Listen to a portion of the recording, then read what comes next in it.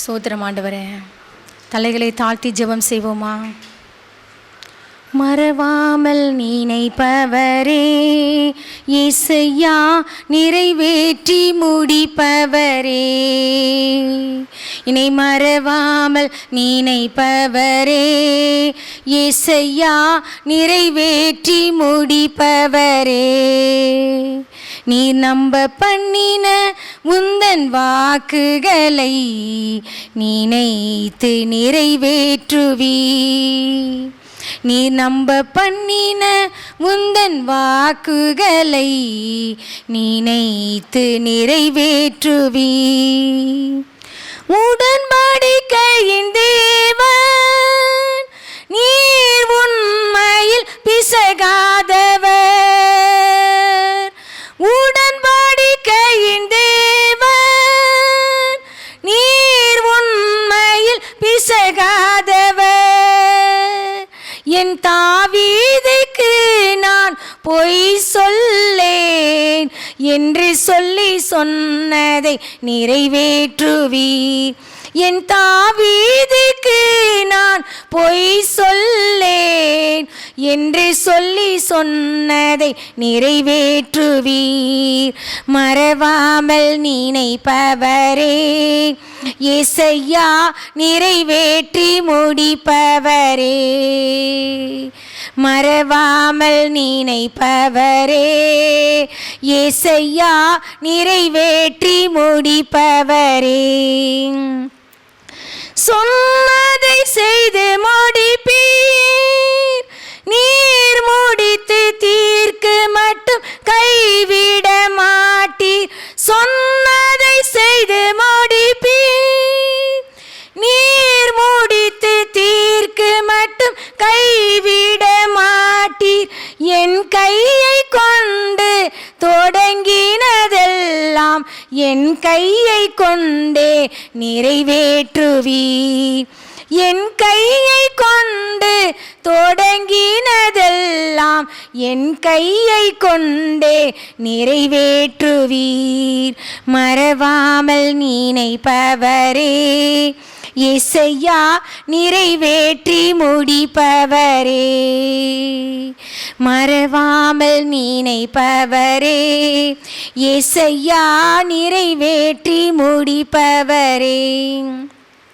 நீ நம்ப பண்ணின உந்தன் வாக்குகளை நினைத்து நிறைவேற்றுவீர். நீ நம்ப பண்ணின உந்தன் வாக்குகளை நினைத்து நிறைவேற்றுவீர். ஆமென். ஆண்டவரே, பரிசுத்த ஆவியானவராகிய தேற்றரவாளன் எங்கள் மத்தியில் உலாவிக் கொண்டிருக்கிறதற்காக நாங்கள் நன்றி செலுத்துகிறோம். சாமி, உம்முடைய சிங்காசனம் பரிசுத்த சிங்காசனம் ஏசப்பா. உம்முடைய நாமம் அடியார்கள் மூலம் பரிசுத்தப்படுவதாக. எந்த விதத்திலும் உம்முடைய நாமத்தை நாங்கள் பரிசுத்த குலைச்சல் ஆக்கிடக்கூடாதுப்பா. ஓய்வு நாளை நாங்கள் பரிசுத்த குலைச்சல் ஆக்கிடக்கூடாதுப்பா. உம்முடைய நாமம் மாத்திரம் அடியார்கள் மூலம் மகிமைப்படுவதாக, பரிசுத்தப்படுவதாக, உயர்த்தப்படுவதாக. தாவீது ராஜா சொன்னது போல நாங்கள் சொல்கிறோம், கர்த்தர் ஜீவன் உள்ளவர், என் கண்மலையானவர் துதிக்கப்படுவாராக. என் ரட்சிப்பின் கண்மலையாகிய தேவன் எங்கள் வாழ்க்கையிலே, எங்கள் சபையிலே, எங்கள் குடும்ப வாழ்க்கையிலே, எங்கள் தனிப்பட்ட வாழ்க்கையிலே உயர்ந்திருப்பாராக. கர்த்தர் தாம் ஏற்படுத்தின ராஜாவுக்கு மகத்தான ரட்சிப்பை அளித்து தாம் அபிஷேகம் பண்ணின தாவீதுக்கும் அவன் சந்ததிக்கும் சதா காலமும் கிருபை செய்கிற தெய்வமே, உம்முடைய கிருபையையும் உம்முடைய உண்மையையும் கடந்த 7 மாதங்கள் எங்களை விட்டு விலக்கல ஆண்டவரே. இந்த புதிய மாதத்தை, அன்றைய 8வது மாதத்தை உம்முடைய திருக்கரங்களில் தாழ்த்தி அர்ப்பணிக்கிறோம். அன்றைய முதலாம் பரிசுத்த ஞாயிறிலே உம்முடைய பாதத்திலே உம்முடைய பிள்ளைகளாய் கூடி ஜெபிக்க, உம்முடைய வார்த்தைகளை தியானிக்க, உம்முடைய நாமத்தை உயர்த்த பரிசுத்த ஆவியானவர் எங்களுக்கு கொடுத்திருக்கிற அளவில்லாத இரக்கங்களுக்காக நாங்கள் நன்றி செலுத்துகிறோம் ஏசப்பா. எங்களுக்கல்ல கர்த்தாவே, எங்களுக்கல்ல, உம்முடைய நாமத்திற்கே மகிமை வர பண்ணும் ஆண்டவரே. சத்ரு முனையேற்று போவானாக, சத்ரு வெட்கப்பட்டு போவானாக. கர்த்தர் உயர்ந்திருப்பாராக. கர்த்தருடைய நாமம் மாத்திரம் உயர்ந்திரு. ஆமேன், ஆமேன்.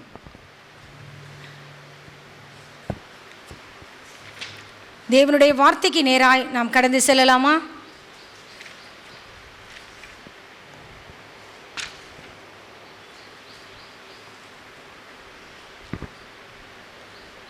ஏசாயா தீர்க்கதரிசியின் புஸ்தகம் 12ஆம் அதிகாரம் கடைசி வசனம்.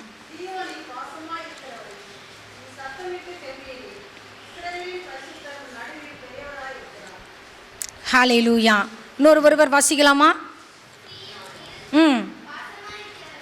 சீயோனில் வாசமாய் இருக்கிறவளே,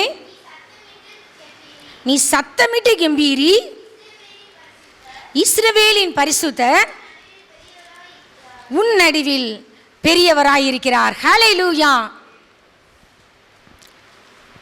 இந்த வார்த்தை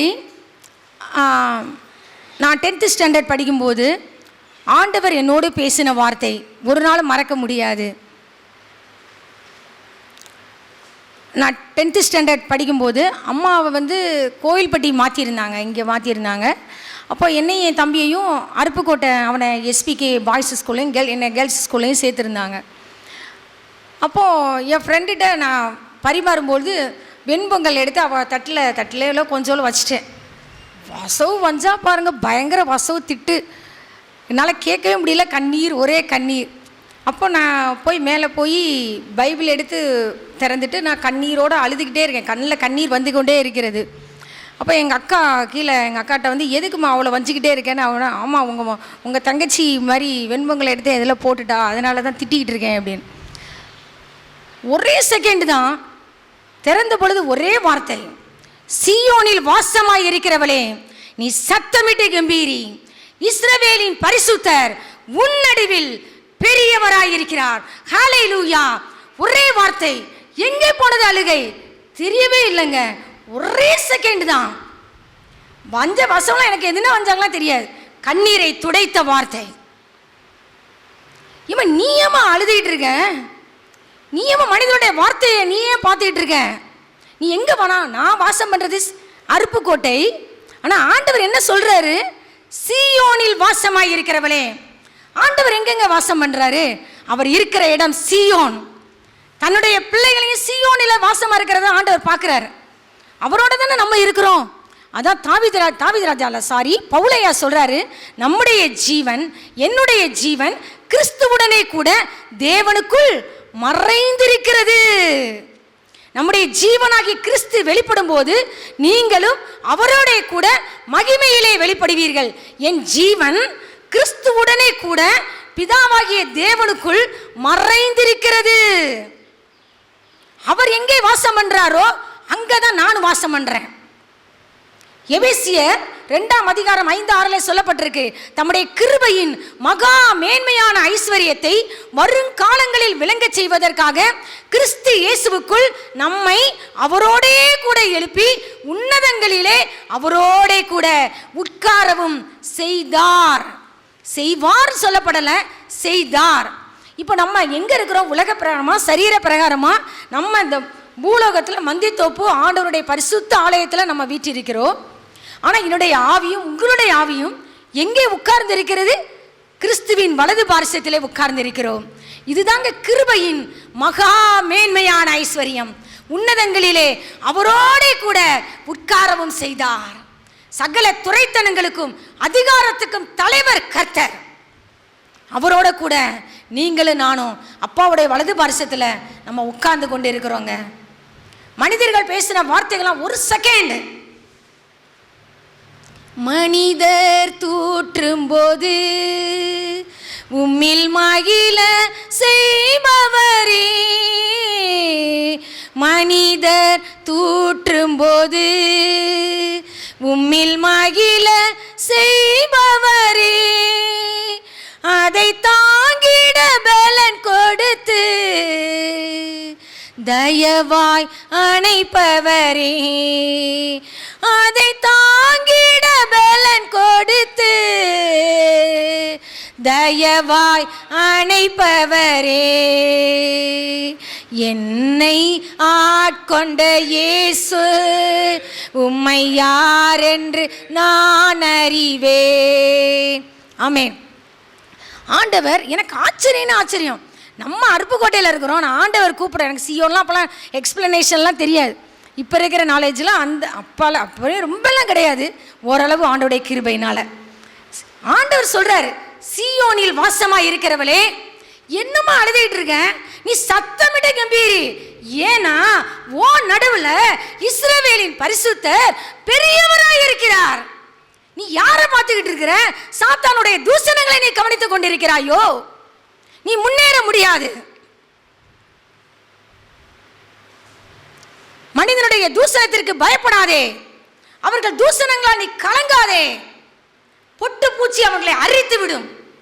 நானே உனக்கு ஆறுதல் செய்கிறவர். என்னை கவனித்து பார். உன் நடுவில் இருக்கிறவர் இஸ்ரவேலின் பரிசுத்தர்.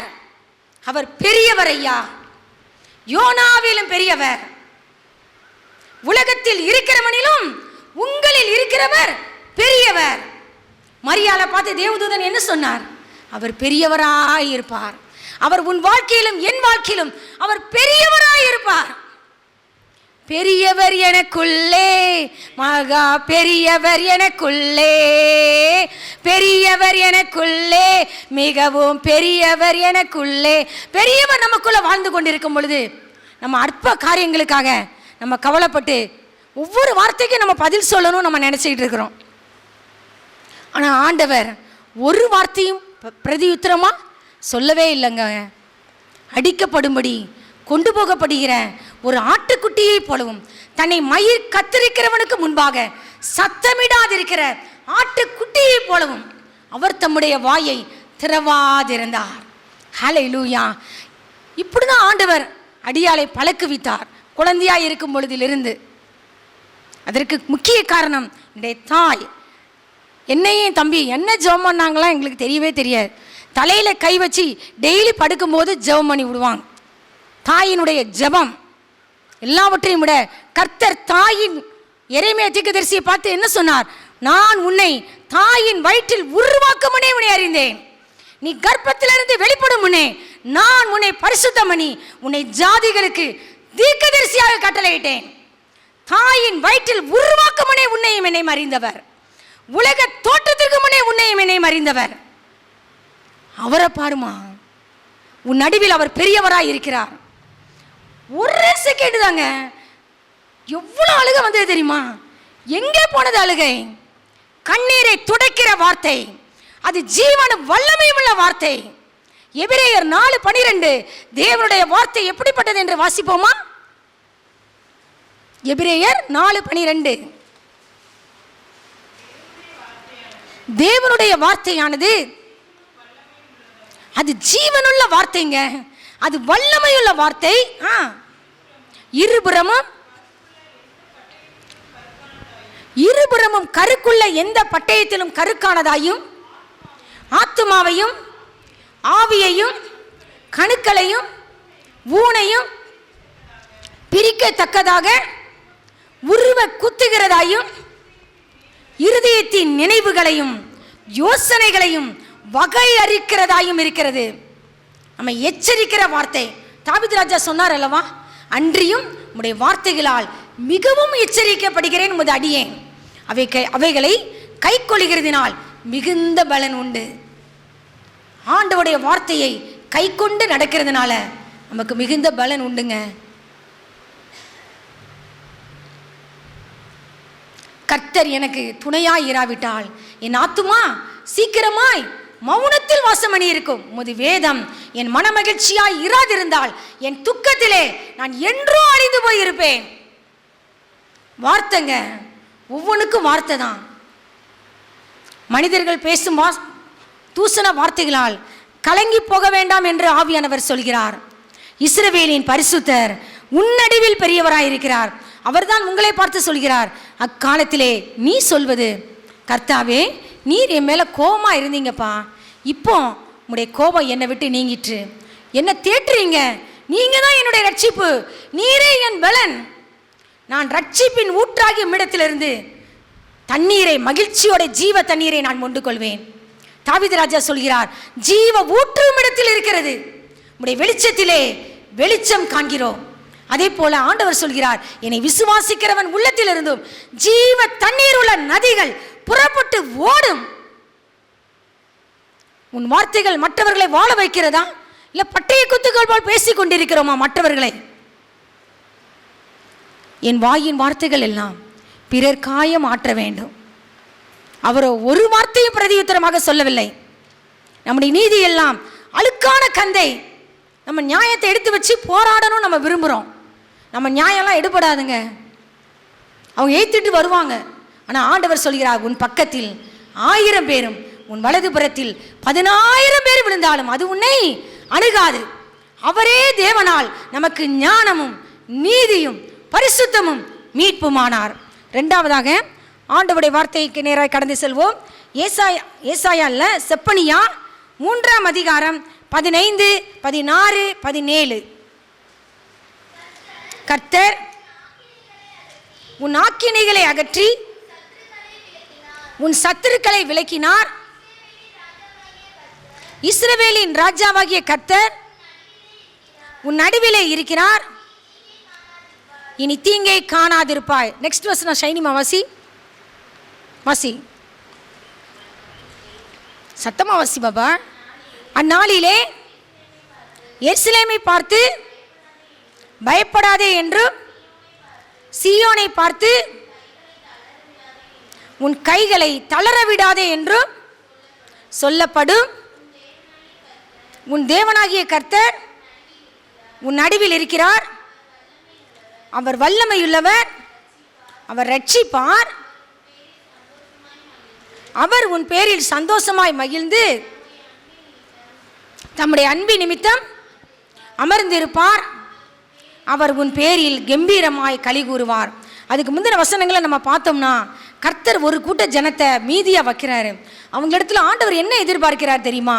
இஸ்ரவேலில் மீதியானவர்கள், அதுக்கு முந்தின வசனங்களை சொல்லப்பட்டிருக்கிறது 13, அநியாயம் செய்வதில்லை, அவர்கள் பொய் பேசுவதும் இல்லை, வஞ்சக நாவு அவர்கள் வாயிலே கண்டுபிடிக்கப்படுவதும் இல்லை, அவர்கள் தங்களை பயப்படுத்துவார் இல்லாமல் புசித்து படுத்துக் கொள்வார்கள். இப்படி சொல்லிட்டு தான் ஆண்டவர் சொல்கிறார். ஏய் குட்டி தம்பி, கவனிக்கணும். கர்த்தர் உனக்கு புரியுதோ புரியலையோ கவனிக்கணும். ஓகே, கர்த்தர் உன் ஆக்கினைகளை அகற்றி உன் சத்துருக்களை விலக்கினார். இஸ்ரவேலின் ராஜாவாகிய கர்த்தர் உன் நடுவில் இருக்கிறார். இனி தீங்கை காணாதிருப்பாய். உன் நடுவில் இருக்கிறவர் யார்? இஸ்ரவேலின் ராஜாவாகிய கர்த்தர். இனி தீங்கை காணாதிருப்பாய். நெக்ஸ்ட் வசனம் சொல்கிறது, அந்நாளிலே எருசலேமை பார்த்து, உங்களை பார்த்து தான் ஆண்டவர் சொல்றாரு, பயப்படாதே மகளே. சீயோனாகிய உங்களை பார்த்து சொல்றாரு, உன் கைகளை தளர விட்டுறாதம்மா, தளர விட்டுறாத. ஏன்னா ஆண்டவருடைய வார்த்தை கூறுகிறது, சங்கீதம் 94:14 நினைக்கிறேன், கர்த்தர் தம்முடைய ஜனத்தை நெகிழ விடாமலும் தம்முடைய சுதந்திரத்தை கைவிடாமலும் இருப்பார். உன்னை நெகிழ விடாது இருக்கிற கர்த்தர். சங்கீதம் 138:8 என்ன சொல்கிறது? கர்த்தர் எனக்காக யாவையும் செய்து முடிப்பார். கர்த்தாவே, உமது கிருபை என்றும் உள்ளது, உமது கரத்தின் கிரியைகளை நெகிழ விடாது இருப்பீராக. உன்னை நெகிழ விடவே மாட்டார். நீ பயப்படாதே. உன்னை பலப்படுத்துகிற கர்த்தர், உன் நடுவில் இருக்கிறவர், இஸ்ரவேலின் பரிசுத்தர் சொல்லி பார்த்தோம். இந்த வேளையில நம்ம பார்க்கிறோம், உன் நடுவில் இருக்கிறவர் இஸ்ரவேலின் ராஜாவாகிய கர்த்தர். அவர் உன்னுடைய ராஜாதி ராஜா, உனக்கு ராஜாவாய் இருக்கிறவர்.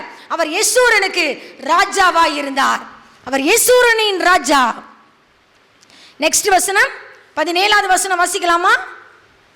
உன் தேவனாகிய கர்த்தர் உன் நடுவில் இருக்கிறார். அவர் வல்லமையுள்ளவர். அவர் வல்லமையுள்ளவருங்க. அவர் உன்னை காப்பாற்றுவார், உன்னை ரட்சிப்பார்.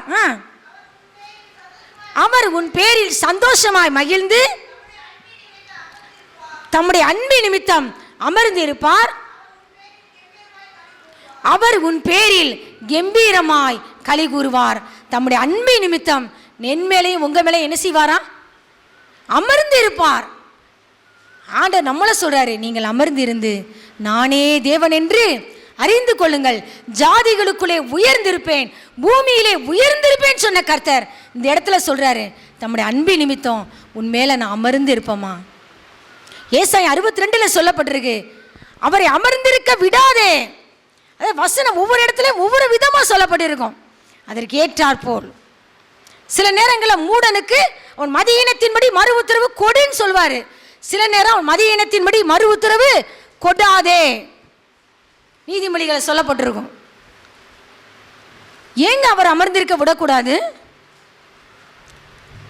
அவர் எருசலேமை ஸ்திரப்படுத்தி பூமியிலே உன்னையும் என்னையும் புகழ்ச்சியாக்கும் வரைக்கும் அமர்ந்திருக்க விடாதே. நம்முடைய பிள்ளைகளையும் நம்மையும் கர்த்தர் ஸ்திரப்படுத்தணும். பூமியிலே புகழ்ச்சியாக்கும் வரைக்கும் அவரை அமர்ந்திருக்க விடாதேன் என்று ஆண்டவருடைய வார்த்தை கூறுகிறது. ஏசாயா 62:1 என்ன கூறுகிறது? சீயோனி நிமித்தமும் எருசலேமின் நிமித்தமும் நான் மௌனமாய் இராமலும் அதன் நீதி பிரகாசத்தை போலவும் அதன் ரட்சிப்பு எரிகிற தீவட்டியை போலவும் வெளிப்படு மட்டும் நான் அமராமலும் இருப்பேன். அமர மாட்டேன். உன் ரட்சிப்பு எரிகிற தீவட்டி போல நீ என்ன செய்யணும்? பிரகாசிக்கணும். யோவான் ஸ்நானகனை குறித்து ஆண்டவர் என்ன சொன்னார்? அவன் எரிந்து பிரகாசிக்கிற விளக்காய் இருந்தான். கர்த்தருக்காக நீயும் நானும் எரிந்து பிரகாசிக்கணும்னு ஆண்டவர் விரும்புகிறார். நீதிமான்கள் தங்கள் பிதாவின் ராஜ்யத்திலே சூரியனை போல பிரகாசிப்பார்கள். உன் சூரியன் அஸ்தமித்தது என்று சொல்லி வந்திருக்கிறாயோ? ஆண்டவர் உங்களை பார்த்து சொல்கிறார், உன் சூரியன் இனி அஸ்தமிப்பதும் இல்லை, உன் சந்திரன் இனி மறைவதும் இல்லை. கர்த்தரே உனக்கு நித்திய வெளிச்சமாய் இருப்பார். உன் தேவனே உனக்கு மகிமையாய் இருப்பார். உன் துக்க நாட்கள் முடிந்து போகும். உன் தேவனாகிய கர்த்தர் உன் நடுவில் இருக்கிறார். உன் நடுவில் இருக்கிறவர் உன்னுடைய தேவனாகிய கர்த்தர். உன் நடுவில் இருக்கிறவர் வல்லமையுள்ளவர், உன்னை ரட்சிக்கிறவர், உன் பேரில் கம்பீரமாய் களி கூறுகிறவர். அவர் உன்னுடைய ராஜா, இஸ்ரவேலின் ராஜாவாகிய கர்த்தர் உன் நடுவில் இருக்கிறதுனால நீ கலங்க வேண்டாம். இனி தீங்கை காணாதிருப்பாய். இனி தீங்கை காணாதிருப்பாய். நெக்ஸ்ட் வசனம் சகரியா 2ஆம் அதிகாரம் 10ஆம் 5ஆம் வசனம் 5, 7, 8. நான் அதற்கு அதுக்கு முந்தின வசனத்திலிருந்து வாசி பாப்பா. எருசலேம் எருசலேம்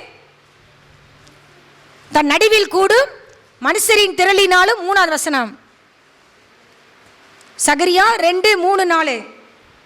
4ஆவது வசனம் வாசி.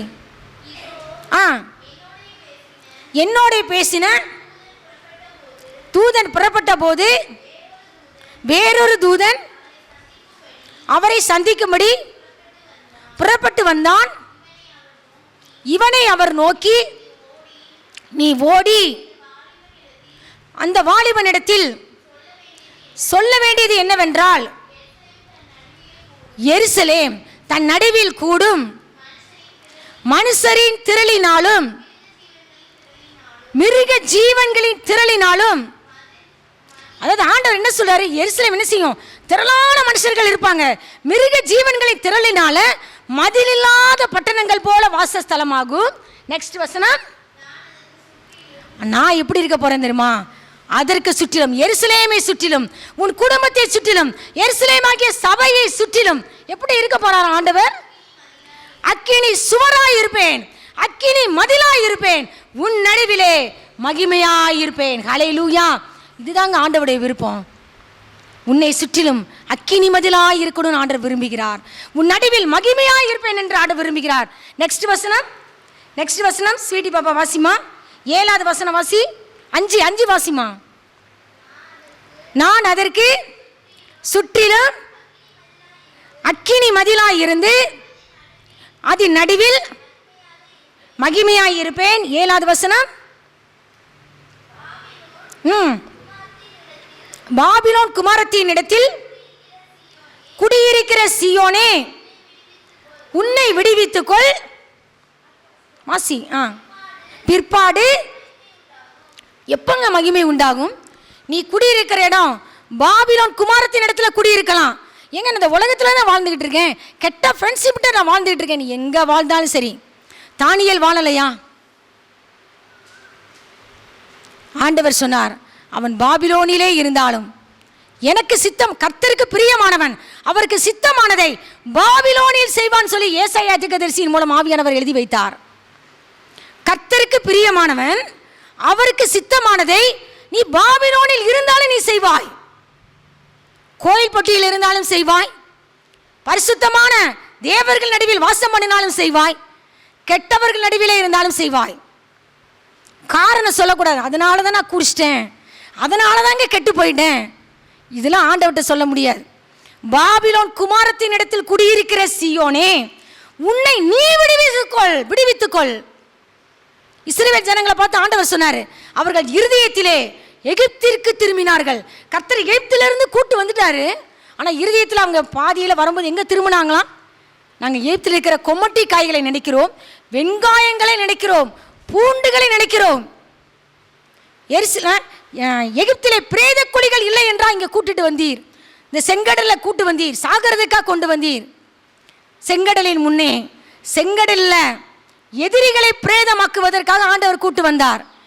ஆனால் இந்த கூமுட்டைகளுக்கு தெரியல, இவங்களை பிரேத குழியை இவங்களை ஆண்டவர் குழியில் அகப்படுவதற்கு ஆண்டவர் கூட்டு வந்தார். எதிராளிகளை ஒரு திரி அணைகிறது போல அணைந்து போக பண்ணுகிற கர்த்தர் சொல்லுகிறார். ராணுவங்களையும் குதிரைகளையும் பராக்கிரமசாலிகளையும் புறப்பட பண்ணியிருந்தது அவர்தான். உனக்கு வல்லமை பார்வோனுக்கு காண்பிப்பதற்காக நானே பூமியில் தேவன் என்பதை எல்லா ஜனங்களும் அறியும்படியாக கர்த்தர் அழைத்து வந்தார். பார்வோனுடைய இருதயத்தை கடினப்படுத்தினார். ஆனால் நம்ம தெரியாமல் நம்ம என்ன செய்கிறோம்? நம்ம முணுமுணுக்கிறோம், முறுமுறுப்பு தேவனுக்கு அருவருப்பு. கர்த்தர் நடத்தி வருகிற எல்லா பாதைகளுக்காக நாம் நன்றி செலுத்துவோம். குழியில் தூக்கி போட்டது யோசேப்புக்கு நன்மையா தீமையான்னு கேட்டா தீமைன்னு தான் சொல்லுவான். இஸ்மவேலர் இடத்துல கூட்டு போனது தீமையா நன்மையா? தீமைன்னு தான் சொல்லுவான். போத்திபார் வீட்டில் கூட்டு போனது தீமைன்னு தான் சொல்லுவான். ஆனால் கடைசி முடிவில் அவன் தெரிஞ்சிருப்பான். கர்த்தருடைய அவன் என்ன நோக்கத்தோடு விஷன் அவன் இருதயத்தில் வைத்தாரோ, விஷனுக்கு நேராக தான் கர்த்தர் வழி நடத்தி சென்றார். சிங்காசனத்திற்கு நேராக தான் ஆவியானவர் அழைத்து சென்றார். நீங்களோ எனக்கு தீமை செய்ய நினைத்தீர்கள், தேவனோ அதை எனக்கு நன்மையாக முடிய பண்ணினார். தேவரீர் சகலத்தையும் செய்ய வல்லவர், நீர் செய்ய நினைத்தது தடைபடாது என்பதை நான் அறிந்திருக்கிறேன். பாபிலோன் குமாரத்தின் இடத்தில் குடியிருக்கிற சீயோனே, உன்னை நீ விடுவித்துக்கொள். பாபிலோனின் அருவருப்புகளை விட்டு வெளியேறு என்று ஆண்டவர் சொல்கிறார். லிப்ஸ்டிக், கண்மை, கொலுசு, இதெல்லாம் தேவனுடைய பார்வையில் அருவருப்பு. மேட்டிமையா பேசுறது, இருமாப்புல கழுத்துடையவர்களாக பேசுவது மேட்டிமையான கண், மற்றவங்களை மேட்டிமையா பார்க்கிறது தேவனுடைய பார்வையிலே அருவருப்பு. 6 காரியங்களை கர்த்தர் வெறுக்கிறார், 7 அவருக்கு அருவருப்பானவைகள். மேட்டிமையான பார்வை, அகந்தையா பார்க்கிறது, அகந்தையா பேசுறது. பேசாத, தாழ்மையை நடந்து கொள். கர்த்தருக்கு முன்பாகவும் மனிதனுக்கு முன்பாகவும் தேவனுடைய பரிசுத்தவான்களுக்கு முன்பாகவும் மனத்தாழ்மையாய் நட.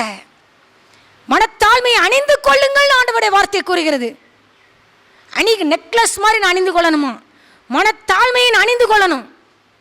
சாந்தத்தோடும் வணக்கத்தோடும் மற்றவர்களுக்கு உங்களிடத்தில் இருக்கிற நம்பிக்கையை குறித்து கேட்டால் சாந்தத்தோடு வணக்கத்தோடு உத்தரவு சொல்ல ஆயத்தமாயிரு.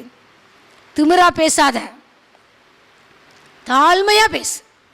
தாழ்மையா நட. ஆண்டவர் சொல்றார், தாழ்மையுள்ளவர்களுக்கு கர்த்தர் கிருபை அளிக்கிறார், தாழ்மையுள்ளவனை கர்த்தர் நோக்கி பார்க்கிறார். அகந்தையாய் நடக்கிறவர்களை தாழ்த்த அவராலே ஆகும். அகந்தையாய் நடக்கிறோமா? ஒரு பொழுதும் ஆண்டவர் ஒருத்தவங்களுக்கு ஏத்து நிற்கிறார் தெரியுமா? பெருமையுள்ளவர்களுக்கு கர்த்தர் என்ன செய்யறாராம்பா? எதிர்த்து நிற்கிறார். தாழ்மைக்கும் கர்த்தருக்கு பயப்படுதலுக்கும் வரும் பலன் ஐஸ்வர்யமும் மகிமையும் ஜீவனுமாம். மரியாளமா சொன்னாங்க, அவர் தம்முடைய அடிமையின் தாழ்மையை நோக்கி பார்த்தார். அடிமையின் தாழ்மையை நோக்கி பார்த்தார்.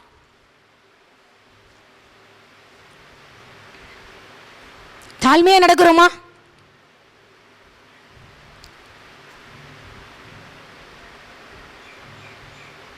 ஏசப்பா கூட எப்படி நடந்தார் தெரியுமா?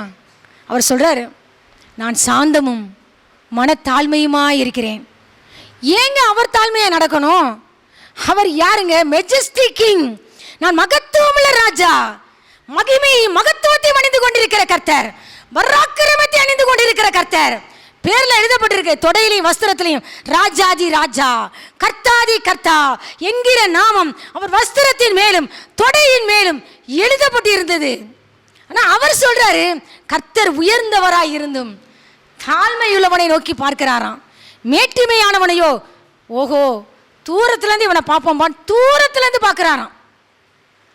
நேபுகாத்நேச்சார் மேட்டிமையாக நடந்தபோது என்ன நடந்துச்சு? இது நான் கட்டின மகா பாபிலோன் அல்லவா. ஒரே நிமிஷம்தான் ஒரு சத்தம் வரத்திலிருந்து உண்டானுச்சு. நேபுகாத்நேச்சாரே, ராஜ்ய பாரம் உன்னை விட்டு பிடுங்கப்பட்டாயிற்று. நீ மாடுகளைப் போல புல்லை மேய்வாய். உன் சரீரம் குறிப்பிட்ட காலம் வரையும் ஆகாயத்து பனியிலே நனையும். பெருங்கழுகின் சிறகுகள் உனக்கு கொடுக்கப்படும். நகங்கள்லாம் கழுகினுடைய நகங்கள் போல மாற்றப்படும். அவன் எப்பொழுது? சுமார் 7 வருஷம் கழிச்சு பரலோகத்தின் தேவனுக்கு நேராய் கண்களை ஏறெடுத்து பார்த்த பொழுது அவனுக்கு புத்தி திரும்ப வந்ததுன்னு சொல்லப்பட்டிருக்கு. அப்போ அவன் சொல்றான், பரலோகத்தின் ராஜாவை நான் புகழ்ந்து உயர்த்தி நான் மகிமைப்படுத்துகிறேன் ஆண்டவரே. உம்முடைய கையை பிடித்து உம்முடைய கையை நோக்கி என்ன செய்கிறீர் என்று சொல்லத்தக்கவன் ஒருவன் கூட இல்லை ஆண்டவரே. பூமியின் குடிகள் எல்லாரும் உமக்கு முன்பாக ஒன்றுமே இல்லை ஆண்டவரே. we are nothing Lord. உங்களுக்கு முன்னாடி நாங்கள் ஒன்றுமே இல்லை. நீ ஒன்றுமில்லைன்னு சொன்னீல. ராஜ்யபாரம் உனக்கு திரும்ப வந்து விட்டதுன்னு சொல்லி ஆண்டவர் என்ன செஞ்சார் தெரியுமா? திரும்ப சிங்காசனத்தில் அந்த அடியானை உட்கார வைத்தார். நேபுகாத்நேச்சாரை முகக்கலை திரும்ப வந்தது. அதிக மகத்துவம் அவனுக்கு கிடைத்தது. பிரபுக்கள் தேடி வந்தார்கள். மகிமை திரும்ப வந்தது. நீ மகிமை இழந்து மகத்துவத்தை இழந்து சிங்காசனத்தை இழந்த நிலைமையில் வந்திருக்கிறாயோ? நேபுகாத்நேச்சாரை போல என்னை நான் தாழ்த்துகிறேன் ஆண்டவரே. நான் ஒண்ணுமே இல்லை ஆண்டவரே. I am nothing Lord. நீங்க சொல்லும் பொழுது முகக்கலை உங்களுக்கு திரும்ப வரும். மகிமை திரும்ப வரும். அதிக மகத்துவம் உங்களுக்கு கிடைக்கும். சிங்காசனம் இழந்து போன சிங்காசனத்தில் கர்த்தர் திரும்ப உட்கார வைப்பார். உன் தேவனாகிய கர்த்தர் உன் நடுவில் இருக்கிறார். அவர் வல்லமை உள்ளவர். அவர் உன்னை ரட்சிப்பார். அவர் சொல்ல விரும்புகிறார். சகரியா 2ஆம் அதிகாரம் 10ஆம் வசனம். சீயோன் குமாரத்தியே, கம்பீரித்து பாடு, இதோ நான் வந்து உன் நடுவிலே வாசம் பண்ணுவேன். அவர் வந்து வாசம் பண்ண விரும்புகிறாருங்க. இதோ நான் வந்து உன் நடுவிலே வாசம் பண்ணுவேன். 8வது வசனம். பிற்பாடு மகிமை உண்டாகும். உன் வாழ்க்கையில் மகிமை உண்டாகணும்னா ஒன்று தாழ்த்தணும். 2வது பாபிலோனின் அருவருப்புகள் உன் குடும்பத்தில் காணப்படுகிறதா?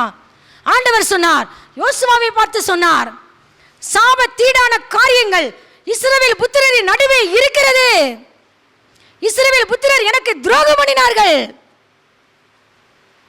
இந்த சாபத்தீடான எல்லா அருவருப்புகள் உன் பாளையத்தின் நடுவில் இருக்கிறது. அதனால தான் அந்த ஆயி பட்டணத்தில் நீ தோல்வியை கண்டாய் மகனே. சின்ன பட்டணம் சொல்லி என் ஆலோசனை கேட்காம போயிட்டியே. உன் நடுவில் அருவருப்புகள் இருக்கும் பொழுது நான் எப்படி உன் நடுவில் வாசம் பண்ணுவேன் ஆண்டவர் கேட்டார். கர்த்தருடைய மூப்பர்களும் யோசுவாவும் கர்த்தருடைய உடன்படிக்கை பெட்டிக்கு முன்னாடி விழுந்து கிடக்கிறாங்க. என்ன ஆண்டவரே, நீங்க தானே சொன்னீங்க இந்த எல்லாத்துலேயும் ஜெயம் ஜெயம் ஜெயம் வந்துச்சே. இந்த சின்ன ஆயி பட்டணத்தில் உங்கள்கிட்ட ஆலோசனை கேட்காம நான் போயிட்டேனே. கொஞ்சம் பேர் சொல்லி நான் உள்ள நுழைஞ்சிட்டேனே. இதில் அருவருப்புகள் இருந்தது எனக்கு தெரியாது. பெரிய தோல்வியை நான் கண்டுட்டேனே. பெரிய அடி விழுந்துருச்சே பாளையத்தில். எதிராளி ஜெயிச்சிட்டானே. ஓய் லார்ட், ஓய் லார்ட். ஆண்டவர் சொன்னார், நீ இப்படி முகங்குப்புற விழுந்து கிடக்கிறது என்ன? சாபத்தீடான காரியங்கள், சபிக்கப்பட்ட பொருள்ல ஒன்று கூட உன் கையில் இருக்கக்கூடாதுன்னு சொன்னனே. உன் பாளையத்தின் நடுவில் இருக்குதே. நான் எப்படி போவேன் உன் நடுவில் நான் வாசம் பண்ண முடியும்? உன் நடுவில் வாசம் பண்ணுகிறவர் இஸ்ரவேலின் பரிசுத்தர். இஸ்ரவேலின் பரிசுத்தர். சங்கீதம் 132 என்ன சொல்கிறது? கடைசி 5-6 வசனத்தில் சொல்லப்பட்டிருக்கும், இது நான் என்றென்றைக்கும் நான் தங்குமிடம், இதை நான் விரும்பினபடியால் இங்கே வாசம் பண்ணுவேன். நான் விரும்பி தெரிந்து கொண்ட சீயோன். ஆனா உன் நடுவில் நான் வாசம் பண்ணணும்னு நான் விரும்புகிறேன்ப்பா. என் நாமத்தை பரிசுத்த குலைச்சல் ஆக்கக்கூடாதுன்னு நான் சொல்லியிருக்கிறேனே. அதான் பரமண்டல இருக்கிற ஜெபத்தில் ஆண்டவர் சொல்லி கொடுத்தார். பரமண்டலங்களில் இருக்கிற எங்கள் பிதாவே, உம்முடைய நாமம் பரிசுத்தப்படுவதாக. அருமையான ஜெபம். அன்றைய உம்முடைய நாமம் என் மூலம் என் பிள்ளைங்க மூலம் பரிசுத்தப்படணும் ஆண்டவரே. எந்த வகையில் பரிசுத்த குலைச்சல் ஆயிடக்கூடாதுப்பா. சத்துருக்கள் தூசிக்க நான் காரணமாயிடக்கூடாது. யோசுவாட்ட ஆண்டவர் சொன்னார். கர்த்தர் சொன்ன முறைப்படி அவன் கண்டுபிடித்தான். அந்த ஆகான் துரோகம் பண்ணி இருந்தான். கொள்ளையிலே கண்டெடுக்கப்பட்ட பாபிலோனிய சால்வைகள், பொண்ணு, என்னென்னமோ உள்ள புதைச்சி வச்சிருந்தான். யோசுவா கூப்பிட்டு சொன்னான், மகனே, இப்பொழுது இஸ்ரவேலின் தேவனாகிய கர்த்தரை மகிமைப்படுத்து, என்கிட்ட மறைக்காத, என்னென்ன ஒளிச்சு வச்சு எல்லாத்தையும் எடுத்துட்டு வா. தேவனுடைய பிள்ளைகள் ஓடுறாங்க. ஓடிட்டு போய் பாளையத்தின் நடுவில் சபிக்கப்பட்ட பொருட்கள் புதைந்திருக்கிறது, பாபிலோனிய அருவருப்புகள் புதைந்திருக்கிறதுன்னு எல்லாத்தையும் எடுத்துட்டு வந்தாங்க. யோசுவா சொன்னா, மகனே, நீ எங்களை கலங்க பண்ணினது என்ன? கர்த்தர் உன்னை இந்த நாளில் கலங்க பண்ணுவார். இவ்வளோ ஒரு வேதனை. பிள்ளை குட்டியோட, உங்கள் பிள்ளை குட்டியெல்லாம் அவங்க அப்பாவை பார்த்துருப்பாங்க. என்னப்பா இப்படி செஞ்சிட்டீங்க, உங்களால் இந்த குடும்பம் முழுவதும் நாங்கள் சபிக்கப்பட்ட ஒரு இடத்துக்குள்ளே போயிட்டோமே. பாவியான ஒருவன் மிகுந்த நன்மையை கெடுப்பான். மிகுந்த நன்மையை கெடுக்கிற ஒரு பாவியாய் குடும்பத்திற்குள்ள வாழாத. ஒன் நிமித்தம் பட்டயம் அவன் குடும்பத்துக்குள்ள வரக்கூடாது. இந்த ஆகாணி நிமித்தம் குடும்பம் முழுவதும் பட்டயத்தை சந்திச்சிருச்சே. குடும்பம் முழுவதும் பட்டயத்தை சந்திச்சிருச்சே. கர்த்தரால் வர முடியலைங்க. நான் ஆண்டவர் சொன்னார், நீ மலஜலாது இருக்கிற இடம் கூட பரிசுத்தமாக இருக்க வேண்டும். கர்த்தர் உன் பாளையத்தை சுற்றிலும் உலாவிக் கொண்டிருக்கிறார். உன் சத்துருக்களை உன் கையில் ஒப்புக் கொடுக்கவும், உன்னை ரட்சிக்கவும் உன் தேவனாகிய கர்த்தர் உன் பாளையத்தின் நடுவிலும் உன் பாளையத்தை சுற்றிலும் உலாவிக் கொண்டிருக்கிறார். என் மகிமையினால் வாசஸ்தலம் பரிசுத்தமாக்கப்படும். அருவருப்புகள், அசுத்தங்கள் உன் நடுவிலே காணப்படும் பொழுது நான் வாசம் பண்ண முடியாதுப்பா, வாசம் பண்ண முடியாது. நீ வேசி மார்க்கத்துக்கு விலகி இரு. அவனவன் தன் தன் சரீர பாண்டத்தை பரிசுத்தமாயும் கனமாயும் ஆண்டு கொள்ளும்படி நீ அறிந்திருக்கணும். தேவன் நம்மை அசுத்தத்திற்கு அல்ல, பரிசுத்தத்திற்கே அழைத்திருக்கிறார். பரிசுத்தமுள்ளவர்கள் ஆக வேண்டும் என்பதே தேவனுடைய சித்தமாயிருக்கிறது. ஒருவனும் தன் இளவயதின் மனைவிக்கு துரோகம் பண்ணாதபடிக்கு எச்சரிக்கையாயிரேன் ஆண்டவர் சொல்கிறார். அவள் யார்? உடன்படிக்கையின் மனைவி, உன் தோழி. அவளுக்கு நீ துரோகம் பண்ணலாமா? மல்கியா தீர்க்கதரிசி மூலம் ஆவியானவர் எழுதி வைத்தார். தேவன் ஏன் ஒருவனை படைத்தார்? ஒரு பரிசுத்த சந்ததி எழும்பும்படிதானே. ஒருத்தனுக்கு ஒருத்தி தான். இதுதான் தேவனுடைய பரிபூர்ண சித்தம். புதிய ஏற்பாட்டில் வரும் பொழுது கர்த்தர் தெளிவா பவுலேயா மூலமா தீத்துவுக்கு பாருங்களேன், மூப்பர்கள் எப்படி இருக்கணும் கண்டிஷன். ஒருத்தனுக்கு ஒரே மனைவியுடைய புருஷன். தெளிவா ஆவியானவர் எழுதி வைத்தார். அது அனுமதிக்கப்படும் சித்தத்தில் போச்சு. கர்த்தர் தெளிவா. ஏன் அப்போ ஆரம்பத்தில் நிறைய மனைவி? ஏன் அப்படி செஞ்சிருக்கலாம்ல? நோ நோ நோ, ஒருத்தனுக்கு ஒருத்தி தான். தேவன் நம்மை அசுத்தத்திற்கல்ல, குடும்ப வாழ்க்கையிலே பரிசுத்தம். நீ ஜெபி, முப்பரி நூல் சீக்கிரம் வராது. பரிசுத்த ஆவியானவர் உன் குடும்பத்தின் நடுவே உலாவிக் கொண்டே இருக்கிறார். துரத்தி விடுவாரு. மூணாவது நபர் யாராவது வந்தாங்கன்னா ஆவியானவர் சாட்டையால வெட்டி விட்டுருவார். ஆபிரகாம் சாராளுக்கு நடுவில் அவ சாரால் முட்டாத்தனமா சொன்னாலும் கர்த்தரே தலையிட்டாருங்க. குடும்ப வாழ்க்கையில் தலையிட்டாரு. ரெண்டாவது உணர்ந்தா இந்த ஆகார் இந்த மகளையும் புறம்பே தள்ளும். ஏன் முதலே சொல்லியிருக்கலாம்ல? ஆண்டவர்கிட்ட கேட்ட ஆலோசனை பண்ண. அவனும் ஆபிரகாம் ஓகே சல்யூட்னு போட்டானே. கர்த்தர்கிட்ட கேட்ட ஆலோசனை பண்ணா. ஆண்டவர் தான் முகமுகமாக அவனோடு பேசி கொண்டிருந்தாரே. எத்தனை வருடம் அதுக்கடுத்து ஆண்டவர் பேசவில்லை. அந்த துஷ்ட சந்ததி இன்று வரை ஆண்டவருடைய ஜனங்களுக்கு துன்பத்தை கொடுத்து கொண்டுதான் இருக்கிறது. ஒரு தேவ மனிதன் அறிஞ்சோ அறியாமல் செய்த பாவம் சந்ததிகளுக்கு தலைவேதனையை கொடுத்து கொண்டுதான் இருக்கிறது. கர்த்தரே தலையிட்டாருங்க. ஆபிரகாம், உன் மனைவி சாராள் சொல்வதை இப்பொழுது கேளு, துரத்தி விடு, ஆகாரை துரத்தி விடு, இஸ்மவேலை துரத்தி விடு, நான் அவங்கள பார்த்துக்கிறேன், நான் பொறுப்படுத்துக்கிறேன். I take care of you, I will take care of them. கர்த்தர் கேர் எடுத்தாருங்க. அவங்களையும் ஆண்டவர் கைவிடலை, அவங்களையும் கைவிடலை, ஆகாரையும் கைவிடலை. அவர் எல்லார் மேலும் அன்புள்ளவருங்க. அவர் கைவிடவே மாட்டாருங்க. கூப்பிடுகிற எளியவனையும் உதவியற்ற சிறுமையானவனையும் விடுவிக்கிற கர்த்தர். அவர் உன்னை காண்கிற தேவன். ஆகாரையும் கைவிடலைங்க. அவருக்கு எந்த பிளேஸில் எந்த ஸ்தானத்தில் நீ இருக்கணும்னு அவருக்கு தெரியும். ஆகார் எந்த ஸ்தானத்தில் இருக்கணும்? வேலைக்காரி. அவன் அந்த ஸ்தானத்தில் தான் இருக்கணும். எஜமாட்டி சாராளம்மா ஆபிரகாம். யாக்கோபு பக்கத்தில் யாருங்க இருக்கணும்? லேயாள். யாக்கோபு பக்கத்தில் தாங்க லேயாள் கல்லறை இருந்துச்சு. ராகேலின் கல்லறை தூர தாங்க இருந்துச்சு. தெரியுங்க ஆண்டவருக்கு. உன் கணவருக்கு ஒரு நாள் நீ துரோகம் பண்ணாத, உன் மனைவிக்கு ஒரு நாள் துரோகம் பண்ணாத, எல்லையை மீறி எதிர்பாளரிடத்தில் பழகாதே. கர்த்தரை சிநேகிக்கிற பரிசுத்தம் உன் குடும்பத்திலே காணப்பட வேண்டும், தனிப்பட்ட வாழ்க்கையிலே காணப்பட வேண்டும். கர்த்தர் உன் பாளையத்தின் நடுவிலே உலாவிக் கொண்டிருக்கிறார்.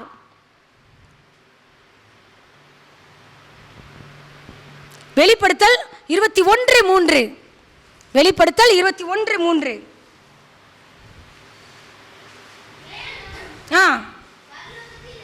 பரலோகத்திலிருந்து உண்டான ஒரு பெரும் சத்தத்தை கேட்டேன். என்ன பெரும் சத்தம்? அது இதோ மனுஷர்களிடத்திலே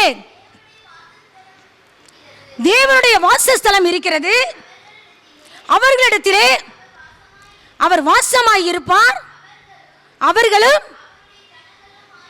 அவருடைய ஜனங்களுமாய் இருப்பார்கள். தேவன் தாமே அவர்களோட கூட இருந்து அவர்களுடைய தேவனாய் இருப்பார். இதுதாங்க ஆண்டோடைய விருப்பம். ஒரு பாட்டு வரும்ல, இதோ மனிதர்கள், எப்படி பிரதர், இதோ மனுஷரின் மத்தி தேவாதி தேவனே வாசம் செய்கிறாரே. இதோ மனிதர்கள் மத்தியில் தேவாதி தேவனே வாசம் செய்கிறாரே. தேவன் தாபரிக்கும் ஸ்தலமே தம் ஜனத்தாரி மத்தியிலா. தேவன் தாபரிக்கும் ஸ்தலமே தம் ஜனத்தாரி மத்தியிலா. தேவன் தாம் அவர்கள் தேவனாயிருந்தே கண்ணீர் யாவையும் துடைக்கிறாரே. தேவன் தாம் அவர்கள் தேவனாயிருந்தே கண்ணீர் யாவை துடைக்கிறாரே. ஆமென். ஆண்டவர் நம் நடுவில் வாசஸ்தலத்தை ஸ்தாபிக்க விரும்புகிறாருங்க. லேவியராகமம் 26:11.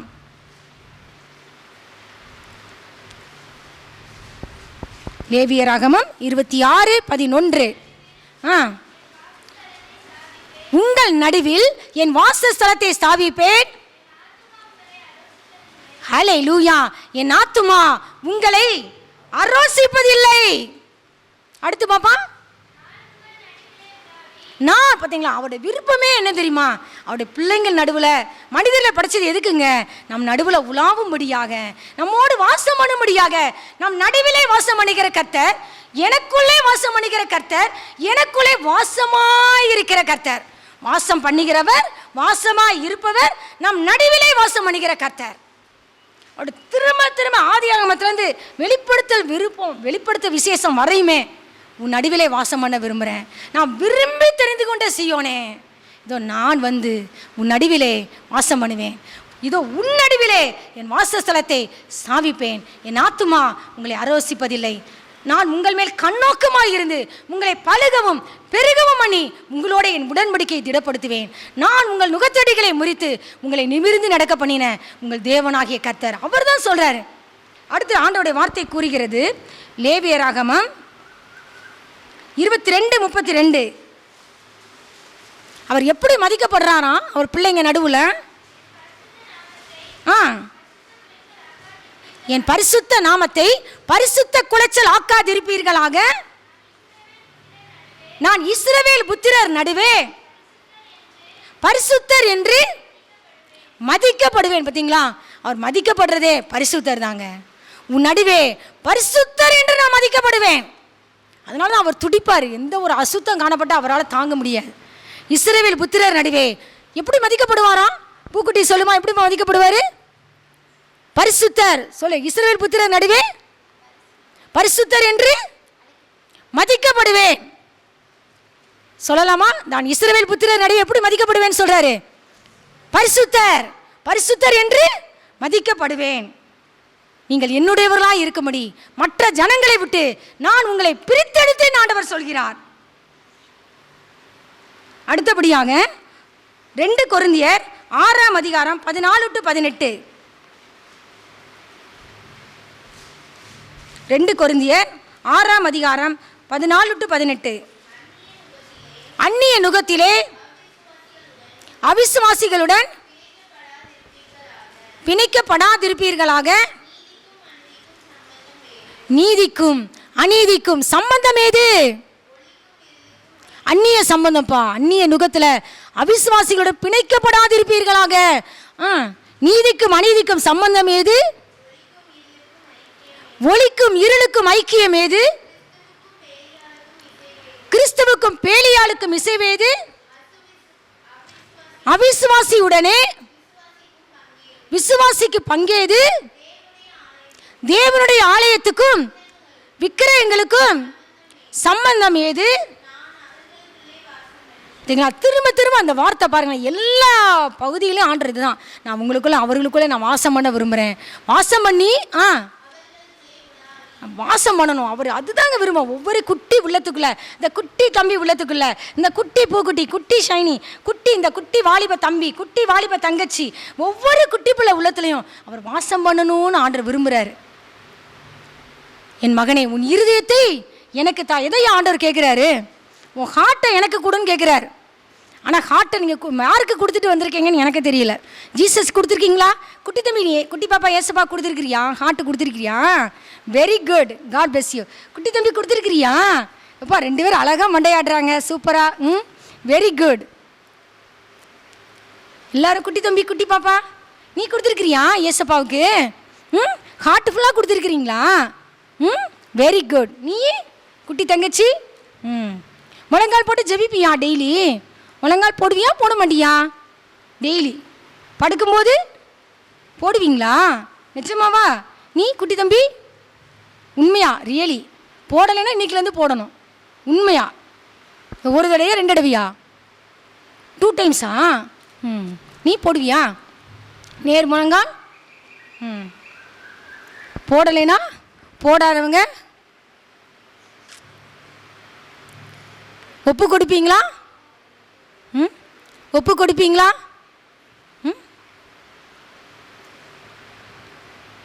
ஆண்டவர் எதிர்பார்க்கிறார்ப்பா. தன்னை உண்டாக்கின கர்த்தருக்கு முன்பாக பணிந்து குனிந்து முழங்கால் படிக்கிட்டு ஜெபிக்கணும்னு ஆண்டவர் குட்டி பிள்ளையை எதிர்பார்க்கிறார். வாலிப தம்பி தங்கச்சி எதிர்பார்க்கிறார். பெரியவங்களை எதிர்பார்க்கிறார். உனக்கு மூட்டு வலி இருக்குது, போட முடியல, ஏதோ ஒரு காரணத்தினாலன்னா ஓகே. மற்றபடி கர்த்தருக்கு முன்னாடி நீ பலி செலுத்தணும்னு ஆண்டவர் விரும்புகிறார். எங்கள் அம்மா கூட எங்கள் அம்மா அப்படி சாஷ்டாங்கமாக விழுவாங்க. நான் இந்த வட்டம் போயிருக்கேன். எங்கள் அம்மா முழங்காலன்னு பார்த்து ரொம்ப நாள் ஆச்சு. நான் ஜோம் பண்ணிட்டு இருந்தேன். அப்போ முடிச்சுட்டு பார்த்தா அம்மா முழங்கால நிற்கிறாங்க. என்னம்மா உங்களால் முடியாதேன்னு. இருக்கட்டும் பாப்பா, முழங்காலில் நிற்கணும் அப்படின்னு. முழங்கால் பலி என் உள்ளத்தில் ஆவியானவர் எழுதி வச்சது அதுதான். எனக்கு ஒவ்வொரு பரிசுத்தமாக ஒவ்வொன்றும் எழுதி வச்சு எனக்கு உள்ளத்தில் வந்து முழங்கால். என்னுடைய பிரச்சனைகளுக்கு சொல்யூஷன் முழங்கால் தான். எனக்கு வேறு எதுவுமே எனக்கு தெரியாது. பிரச்சனை வந்துச்சா முழங்கால் தான். வேறு எந்த சொல்யூஷனும் எனக்கு தெரியல. முழங்கால ஜெபிப்பதை தவிர வேறு எந்த சொல்யூஷனும் தெரியலை. முழங்கால் போடுவாயா? தேவன் மேலே கோபத்தோடு வந்திருக்கிறீங்களா? தேவன் எனக்கு இப்படி செஞ்சிட்டாரு, தேவனோடு கோபத்தோடு வந்திருக்கிறீங்களா? தேவனோடு கோபப்பட வேண்டாம் நான் சொல்கிறேன். தேவனை மன்னிச்சுட்டு நான் சொல்கிறேன். சாம் ஜபத்திர அங்கிள் தான் இப்படி சொன்னார். எனக்கு ஆச்சரியமாக போச்சு. மன்னிப்பை பற்றி பேசும்போது அங்கிள் வந்து தேவனை மன்னிக்காமல் எத்தனையோ பேர் இருக்கோம். தேவன் ஒரு நாள் தப்பு செய்ய மாட்டார். ஆனாலும் ஆண்டவர் மேலே சில வருத்தங்கள். இப்படி ஆண்டவர் செஞ்சுருக்கலாம்ல, உனக்கு தெரியாது எனக்கு தெரியாது. ஆண்டவர் பின்னாடி உணர்வீங்க. என் கணவர் கூட சொன்னாங்க இந்த மாதிரி நடந்தது. ஃபஸ்ட்டு நாங்களாம் சொன்னோம் நன்மைக்கு எதுவாக நடத்துகிறான்னு சொல்லும்போது அவங்க ஏற்றுக்கொள்ளவே இல்லை, அக்செப்ட் பண்ணவே மாட்டேனாங்க. கடைசி சொல்கிறாங்க இல்லை கரெக்டு தான், முதலே ஆண்டவர் செய்கிறதுலாம் நன்மைக்கு தான் அப்படின்னு சொல்லி நேற்று சொன்னாங்க. ஸோ நம்ம வாழ்க்கையில் சில நேரங்களில் நெகட்டிவாக நடக்கிறது நம்மளுக்கெல்லாம் நம்ம சொல்லுவோம் இப்படி தான் நடக்கணும்னு சொல்லுவோம். அப்பாவுக்கு இதில் தெரியும், இதில் இந்த பாதையில் என் பாப்பா போனானா, என் தம்பி போனானா, இதில் அவளுக்கு கேடு இருக்குது, இது அவளுக்கு நன்மைக்கு எதுவும் நடக்காது, தீமையாக முடியும். அன்றியும் அவருடைய தீர்மானத்தின்படி அழைக்கப்பட்டவர்களாய் தேவனிடத்தில் அன்பு கூறுகிறவர்களுக்கு சகலமும் நன்மைக்கு ஏதுவாகவே நடக்கிறது என்று அறிந்திருக்கிறோம். 2 கொரிந்தியர் 7:1 ஆண்டவர் சொல்கிறார். 7:1 இப்படிப்பட்ட வாக்குத்தத்தங்கள் நமக்கு உண்டாயிருக்கிறபடியினால் பிரியமானவர்களே, மாம்சத்திலும் ஆவியிலும் உண்டான எல்லா அசுசியும் நீங்க நம்மை சுத்திகரித்து கொண்டு பரிசுத்தமாகுதலை தேவ பயத்தோடு, பார்த்தீங்களா, மாம்சத்திலும் ஆவியிலும் உண்டான எல்லா அசுசியும் நீங்கும்படியாக பரிசுத்தமாகுதலை தேவ பயத்தோட பூரணப்படுத்து. உன்னாலே என்னாலே முடியாது. அப்பா உள்ளக்குள்ளே வருவாருங்க, பரிசுத்த ஆவியானவர் எனக்குள்ளே உங்களுக்குள்ளே வந்து வாசம் பண்ணுவார். அவரே வந்து எல்லா ஆண்டவர் சொல்றாரு, எசேக்கியேல் தீர்க்கதரிசி மூலமாக சொல்லி வைத்திருக்கிறார், நான் உங்கள் மேல் சுத்தமான ஜலத்தை தெளிப்பேன், உங்களுடைய எல்லா அசுத்தங்களையும் நரகலான எல்லா விக்கிரகங்களையும் நீக்கி உங்களை சுத்தமாக்குவேன், அப்பொழுது நீங்கள் சுத்தமாவீர்கள். சாத்ராக் மேஷாக் ஆபேத்நேகோ நடுவிலே உலாவின தேவனாகிய கர்த்தர் 7 மடங்கு அக்கினி நடுவிலும் நம் நடுவிலே உலாவுவார். ஆமேன். தேவன் தாமே இந்த வார்த்தைகளை ஆசீர்வதிப்பாராக. தலைகளை தாழ்த்தி ஜெபம் செய்வோமா? வெள்ளங்கள் புரண்டு மோதினாலும் உள்ளத்தின் உறுதி அசையாதே, வெள்ளங்கள் புரண்டு மோதினாலும் உள்ளத்தின் உறுதி அசையாதே, 7 மடங்கு நெருப்பு நடுவிலும் இயேசு நம்மோடங்கு நடக்கின்றார். 7 மடங்கு நெருப்பு நடுவிலும் இயேசு நம்மோடங்கு நடக்கின்றார். எக்காலமும் நம்பிடுவோம் திக்கற்ற மக்களின் மறைவிட பக்கபலம் பாதுகாப்பும் இக்கட்டில் இயேசுவே அடைக்கலம். பக்கபலம் பாதுகாப்பும் இக்கட்டில் இயேசுவே அடைக்கலம். இயேசு நம் யுத்தங்கள் நடத்துவோர், ஈற்றிடுவோம் என்றும் ஜெய கொடி, யாவையும் ஜெயித்து வானத்தில் பறந்து இயேசுவை சந்தித்து ஆனந்திப்போம். யாவையும் ஜெயித்து வானத்தில் பறந்து இயேசுவை சந்தித்து ஆனந்திப்போம். முதலாவது நம்ம பார்த்தோம், சீயோனில் வாசமாய் இருக்கிறவளே நீ சத்தமிட்டு கம்பீரி, இஸ்ரவேலின் பரிசுத்தர் உன் நடுவில் பெரியவராயிருக்கிறார். 2வது நம்ம பார்த்தோம், கர்த்தர் உன் ஆக்கினைகளை அகற்றி உன் சத்துருக்களை உன் நடுவிலிருந்து விலக்கினார். இஸ்ரவேலின் ராஜாவாகிய கர்த்தர் உன் நடுவிலே இருக்கிறார், இனி தீங்கை காணாதிருப்பாய். இஸ்ரவேலின் ராஜாவாகிய கர்த்தர் நம் நடுவிலே இருக்கிறாருங்க. 3வது நம்ம பார்த்தோம், உன் தேவனாகிய கர்த்தர் உன் நடுவில் இருக்கிறார், உன் பாளையத்தின் நடுவிலே உலாவிக் கொண்டிருக்கிறார். அவர் வல்லமையுள்ளவர், அவர் ரட்சிப்பார். 4வது நம்ம பார்க்கிறோம், சங்கீதம் 43 நினைக்கிறேன், தேவன் அது நடுவில் இருக்கிறார், அது அசையாது. அதிகாலையிலே தேவன் அதற்கு சகாயம் பண்ணுவார். தேவன் நம் குடும்பத்தின் நடுவிலே வாசம் பண்ணும் பொழுது நம்மளை யாரும் அசைக்க முடியாது. நீதிமான்களுடைய வேரும் அசையாது. நீதிமானுடைய வேர் கனி கொடுக்கும்.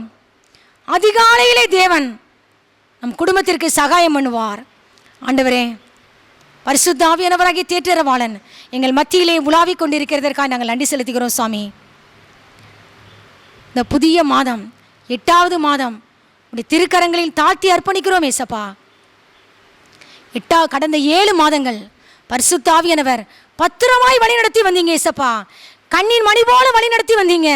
எங்கள் ஆத்துமாவை தேற்றி தம்முடைய நாமத்தின் நிமித்தம் நீதியின் பாதைகளில் நடத்தின கர்த்தர், நேர்வழியாய் நடத்தின கர்த்தர், நித்தமும் நடத்தின கர்த்தர், உடைய ஆலோசனையின்படி நடத்துகிற கர்த்தர், இடராத செம்மையான வழியிலே நடக்க பண்ணின கர்த்தர். ஒவ்வொரு நாளும் ஆண்டவரே உடைய திவ்ய சமூகம் எங்களுக்கு முன் செல்கிறதற்காய் நாங்கள் நன்றி செலுத்துகிறோம் ஏசப்பா. இந்த புதிய மாதத்திலும் ஆண்டவரே, சர்வ வல்லமையுள்ள தேவன் எங்களுக்கு முன் செல்கிறதற்காய் நன்றி அப்பா. நான் உனக்கு முன்னே போய் கோணலானவைகளை செவ்வையாக்குவேன் சொன்னீங்களே ஏசப்பா. எங்கள் வாழ்க்கையில நீங்கள் முன் செல்லுங்க ஏசப்பா. கோணலானவைகளை கர்த்தர் செவ்வையாக்க முடியாது நாங்கள் ஜெபிக்கிறோம் ஏசப்பா. தடைகளை நீக்கி போடுகிறவர் எங்களுக்கு முன்னே செல்கிறதற்காக நாங்கள் நன்றி செலுத்துகிறோம். நாங்கள் தடைகளை நீக்கி வாசலால் உட்பிரவேசித்து கடந்து போவோம். எங்கள் ராஜா எங்களுக்கு முன்பாக போவார். கர்த்தர் எங்கள் முன்னணியில் நடந்து போவாராக. படிக்கிற பிள்ளைகளுக்காக நாங்கள் விசேஷமாய் நாங்கள் ஜெபிக்கிறோம். குட்டி பிள்ளைகளுக்காக நாங்கள் ஜெபிக்கிறோம் ஏசப்பா. வாலிப தம்பி தங்கச்சிகளுக்காய் ஜெபிக்கிறோம் ஏசப்பா. பெரியவர்களுக்காய் ஜெபிக்கிறோம் ஏசப்பா. ஒவ்வொரு குட்டி பிள்ளையும் உங்களை தேடணும் ஏசப்பா. ஒவ்வொரு வாலிப தம்பி தங்கச்சிய நீங்கள் தான்ப்பா தொடணும். ரட்சிப்பு கர்த்தருடையது ஆண்டவரே. அனாதி சிநேகத்தால் சிநேகித்தவர், காருணியத்தால் உமண்டை இழுத்துக் கொள்ள முடியாது நாங்கள் ஜெபிக்கிறோம். பிள்ளைகளின் எதிர்காலங்கள் உன்னதமானவருடைய வலது கரத்தில் இருக்கிறதற்காக நன்றி செலுத்துகிறோம். கீழ்ப்படியாத முரட்டாட்டமாக பிள்ளைங்க வளர்ந்து கொண்டு இருக்கிறாங்களே ஏசப்பா. இந்த முரட்டாட்டத்தின் ஆவி, பெற்றாருக்கு கீழ்ப்படிய செய்ய கூடாத அந்த முரட்டாட்டத்தின் ஆவி, வான மண்டலத்தின் ஆவி, அந்த பொல்லாத ஆவி எங்கள் குடும்பத்தை விட்டு வெளியேறட்டும் ஆண்டவரே. குடும்பத்தின் எல்லைகளை விட்டு வெளியேறட்டும் ஆண்டவரே. பிள்ளைகள் மேலே நீங்கள் மரண பரியந்த பிதாவாகிய தேவனுக்கு கீழ்ப்படிந்திருந்தீங்களே ஏசப்பா. பெற்றாருக்கு கீழ்ப்படிந்திருந்தீங்களே ஏசப்பா. நாங்களும் எங்கள் பெற்றாருக்கு கர்த்தருக்குள் கீழ்ப்படிந்து நடக்கிறவர்களாய் எங்களையும் எங்கள் பிள்ளைகளையும் உம்முடைய கரத்தில் எடுத்து பயன்படுத்தும். ஒரு கீழ்ப்படிதலின் அபிஷேகம், ஏத்து பேசுகிற முரட்டாட்டம் முடித்த பிள்ளைகளை உங்கள் கரத்தில் நாங்கள் ஒப்பு கொடுக்கிறோம் ஏசப்பா.